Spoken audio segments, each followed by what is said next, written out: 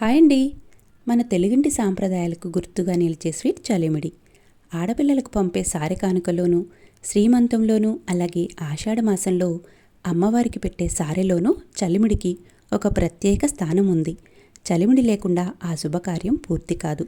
అలాంటి సాంప్రదాయ రుచిని గుర్తు చేసే చలిమిడిని ఇంట్లోనే సులభంగా అలాగే రుచిగా ఎలా చేయాలో వీడియోలో చూద్దాం. చివరి వరకు స్కిప్ చేయకుండా చూడండి. నేను ఈ చలిమిడిని 1/2 kg బియ్యంతో ప్రిపేర్ చేస్తున్నాను. అలాగే కప్పు మెజర్మెంట్స్తో కూడా ఎలా చేయాలో చూద్దాం. 2 గ్లాసుల బియ్యాన్ని ఒక బౌల్లోకి వేసుకోవాలి. నేను నార్మల్గా రేషన్ బియ్యమే తీసుకుంటున్నాను. అలాగే 1/2 kg బియ్యానికి ఒక 100 గ్రామ్స్ బియ్యం వరకు ఎక్స్ట్రా వేసుకోండి. ఎందుకంటే పాకం పట్టేటప్పుడు పిండి సరిపోతుందో లేదో అనే టెన్షన్ లేకుండా ఉంటుంది. పిండి మిగిలిన పెద్ద ఇబ్బందిగా అనిపించదు. బియ్యాన్ని 2-3 సార్లు కడుక్కున్న తర్వాత మంచినీళ్ళు పోసుకొని 24 గంటల సేపు బాగా నాననివ్వాలి. అలాగే మధ్యలో 1 లేదా 2 సార్లు ఈ బియ్యాన్ని ఉదయము సాయంత్రము శుభ్రంగా కడుక్కొని మంచినీళ్ళు పోసి మూత పెట్టుకోవాలి. ఇలా నానిన బియ్యాన్ని తర్వాత రోజు స్ట్రైనర్లో వేసి నీళ్ళంతా పోయేంత వరకు వడగట్టుకొని ఏదైనా క్లాత్ మీద ఒక 10 నుంచి 15 నిమిషాల సేపు కొంచెం తడిపోయేంత వరకు ఆరబెట్టుకోండి. పూర్తిగా డ్రై అవ్వాల్సిన అవసరం లేదు, ఎండలో పెట్టాల్సిన అవసరం కూడా లేదు. కేవలం ఒక్క 15 నిమిషాల సేపు క్లాత్ మీద పెడితే సరిపోతుంది. వీటిని మిక్సీ జార్లోకి వేసి వీడియోలో చూపిస్తున్నట్లుగా బాగా మెత్తగా గ్రైండ్ చేసుకోవాలి. గ్రైండ్ చేసుకున్న పిండిని జల్లెల్లో వేసి జల్లించుకోవాలి.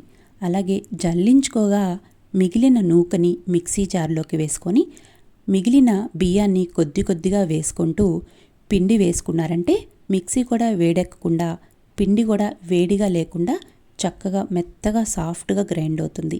ఇలా జల్లించుకున్న పిండి వీడియోలో చూపిస్తున్నట్లుగా సాఫ్ట్గా ఉండాలి. దీని మీద ఏదైనా పేపర్ కానీ క్లాత్ కానీ కప్పి పక్కన పెట్టుకొని నెక్స్ట్ ప్రాసెస్ చూద్దాం. ఈ 1/2 kg బియ్యానికి సరిపడా నేను 50 గ్రాముల జీడిపప్పు, 2 స్పూన్ల గసగసాలు, అలాగే మీడియం సైజు ఎండు కొబ్బరిని తీసుకొని వీడియోలో చూపిస్తున్నట్లుగా సన్నగా కట్ చేసుకొని ఉంచుకోవాలి. తర్వాత స్టవ్ మీద ప్యాన్ పెట్టుకొని 1 టేబుల్ స్పూన్ ఆయిల్ వేసి కట్ చేసుకున్న కొబ్బరి ముక్కలు వేసి కొద్దిగా కలర్ మారే వరకు ఫ్రై చేసుకోవాలి.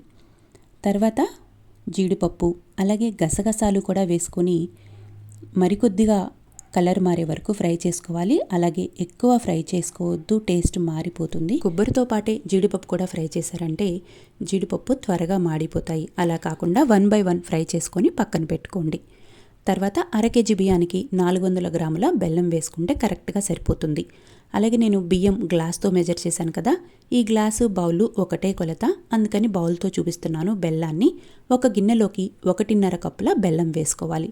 అంటే 2 కప్పుల బియ్యం తీసుకున్నాం కదా, 1.5 కప్పుల బెల్లం వేసుకోండి, కరెక్ట్గా సరిపోతుంది. తర్వాత 3 స్పూన్ల పంచదార కూడా వేసుకోండి. చలిమిడి బాగా తీయగా వస్తుంది. ఇందులోకి ఒక చిన్న టీ గ్లాస్ నీళ్లు పోసుకుంటే సరిపోతాయి, ఎక్కువ పోయాల్సిన అవసరం లేదు. దీన్ని మీడియం ఫ్లేమ్ మీద స్టవ్ మీద పెట్టుకొని బెల్లాన్ని పూర్తిగా కరిగించుకోవాలి. ఇలా బెల్లాన్ని మధ్య మధ్యలో తిప్పుకుంటూ పూర్తిగా కరిగించుకోవాలి. నేను పాకం ఎలా పట్టుకోవాలో చూపిస్తాను. ఏదైనా ఒక బౌల్లోకి నీళ్లు పోసుకొని పాకాన్ని కొద్దిగా వేసి ఇలా టెస్ట్ చేయాలి. నేను ఈ పాకం లేత పాకం అండి. వీడియోలో చూపిస్తున్నట్లుగా ఇలా సాగిపోయినట్టుగా ఉంది కదా, ఇలా వేసుకుంటే కరెక్ట్గా ఉండదు చలిమిడి. మరొక 2 నిమిషాల సేపు పాకాన్ని ఉడికించుకొని మరొక స్పూన్ పాకాన్ని నీళ్ళల్లో వేసుకొని టేస్ట్ చేయాలి. చూడండి, ఇలా పాకం చిక్కబడుతుంది, అప్పుడు బాగా వచ్చినట్టు. అలాగే మొదటిసారిగా చూపించింది బాగా లేత పాకం. అలా కాకుండా పాకం ఇలా వీడియోలో చూపిస్తున్నట్లుగా మనం చేత్తోటి రౌండ్గా చేస్తే ఉండలాగా ఫామ్ అవ్వాలి. ఇలా కొంచెం గట్టిగా అనిపించాలి. చూడండి, ఇలా వస్తే కరెక్ట్గా వచ్చినట్టు. తర్వాత 2 టేబుల్ స్పూన్ల నెయ్యి వేసుకొని స్టవ్ ఆపేసి ముందుగా ఫ్రై చేసి పెట్టుకున్న ఎండు కొబ్బరి ముక్కల్ని పాకంలో వేసి ఒకసారి కలుపుకోవాలి. అలాగే స్టవ్ మీద నుంచి తీసేసి పక్కన పెట్టుకొని 3-4 యాలకుల్ని బాగా దంచి లోపల గింజల వరకు వేసుకోండి. తర్వాత కొద్దిగా పిండి వేసుకుంటూ పాకాన్ని బాగా ఉండలు లేకుండా కలుపుకోవాలి. ఒకేసారి పిండి వేయొద్దు, కొద్దిగా వేసుకొని కలుపుకున్నారంటే పాకం బాగా చక్కగా పిండికంతా పట్టేసి స్మూత్గా వస్తుంది. అలాగే ఒకేసారి కలుపుకునేటప్పుడు అంచులంపటి కూడా ఇలా వీడియోలో చూపిస్తున్నట్లుగా రబ్ చేసుకుంటూ కలుపుకోండి. అంచులంపటి పిండి లేకుండా ఉంటుంది. నేను తీసుకున్న బెల్లానికి అలాగే బియ్యం పిండికి కూడా కరెక్ట్గా సరిపోయిందండి. పిండి ఏమీ మిగలలేదు. చలిమిడి కన్సిస్టెన్సీ కూడా ఈ విధంగా ఉన్నప్పుడు పిండి ఉన్నా సరే పొయ్యొద్దు, లేదంటే గట్టిగా అయిపోతుంది.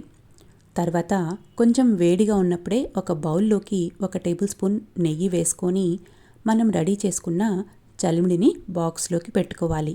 పూర్తిగా చల్లారే పెట్టుకునే కంటే కూడా ఇలా కొద్దిగా వేడిగా ఉన్నప్పుడే బాక్స్లో పెట్టుకున్నారంటే మనం తీసేటప్పుడు కూడా బాగా గట్టిగా లేకుండా ఉంటుంది. చూడండి, పెట్టే కొంది ఇంకా కొంచెం చలిమిడి గట్టిగా అయిపోతుంది. బాక్స్లోకి అంతా పెట్టుకున్న తర్వాత మరొక స్పూన్ పైన నెయ్యి వేసుకున్నారంటే ఈ చలిమిడి ఎన్ని రోజులైనా సరే ఇదే రుచితోటి అలాగే గట్టి పడకుండా ఉంటుంది. 1 కేజీ చలిమిడి చేయాలనుకునే వాళ్ళు ఈ వీడియోలో చూపిస్తున్న కొలతలు యూస్ చేసి చేశారంటే చాలా పర్ఫెక్ట్గా వస్తుంది. 1 కేజీయే కాదండి, ఈ కొలతలు యూస్ చేసి ఎన్ని కేజీలైనా సరే చేయడం రాని వాళ్ళు కూడా చాలా పర్ఫెక్ట్గా చలిమిడిని చేయగలుగుతారు. మీకు ఈ వీడియో ఎలా అనిపించిందో ఒకసారి కామెంట్ చేయండి. రెసిపీ నచ్చితే లైక్ చేయండి, షేర్ చేయండి, నా ఛానల్ని సబ్స్క్రైబ్ చేసుకోండి.